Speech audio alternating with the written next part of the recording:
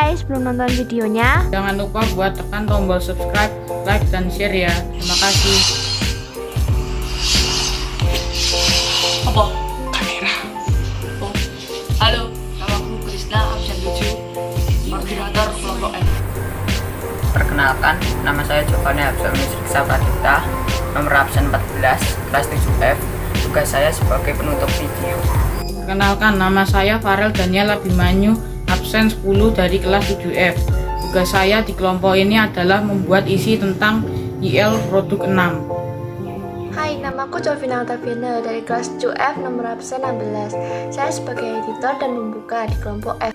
Hai semua, kali ini kelompok F akan membawakan video tentang bagaimana yang harus kita lakukan untuk menyelamatkan diri kita pada saat gempa bumi di rumah, gedung yang bertingkat, pantai, dan lain-lainnya.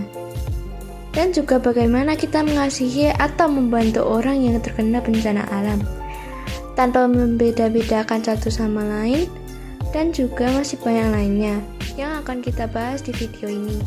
Mapel yang kita kolaborasikan adalah IPA dan agama. Gempa bumi baru-baru saja terjadi di Majen, Sulawesi. Dilaporkan akibat dari gempa bumi ini adalah rusaknya sejumlah bangunan dan 42 orang meninggal dunia.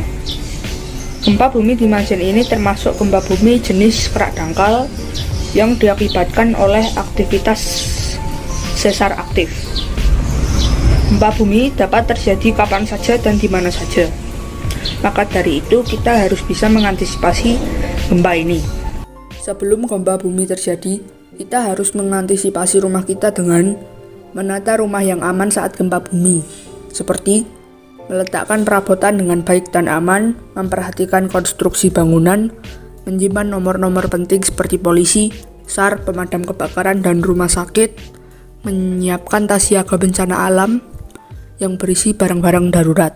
Jika Anda berada di gedung bertingkat atau tinggi, jangan mencoba-coba untuk keluar dari gedung tersebut apabila gempa belum selesai. Berlindunglah di bawah meja sambil menggenggam kaki meja.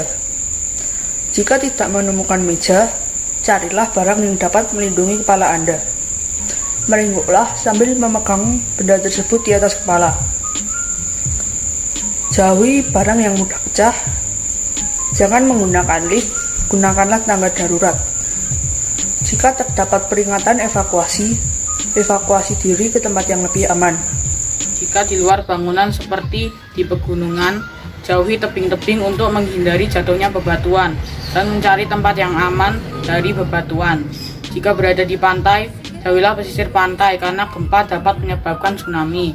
Jika sedang berkendara, segeralah turun dari mobil dan mencarilah tempat yang aman untuk berlindung.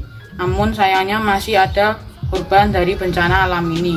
Oleh karena itu kita sebagai murid Yesus, kita juga harus meneladani sikap Yesus, yaitu berbelas kasih.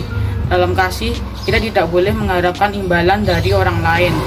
Dan dalam kasih, kita juga tidak boleh membeda-bedakan dalam mengasihi.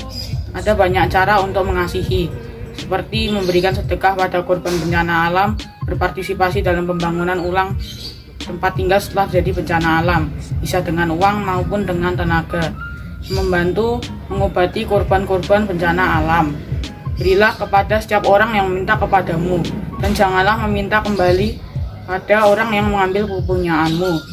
Dan sebagaimana kamu kehendaki orang supaya berbuat kepadamu, berbuatlah juga demikian kepada mereka. Lukas 6 ayat 30-31. Kesimpulannya adalah gempa bumi merupakan suatu bencana alam yang dapat terjadi sewaktu-waktu, dan kita harus bisa mengetahui cara mengantisipasi ketika gempa.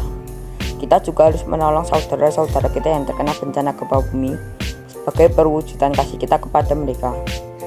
Kita generasi muda juga bisa membantu mereka yang terkena bencana, seperti menggalang dana bantuan sebagai relawan, memberi pakaian dan makanan kepada orang yang terkena bencana.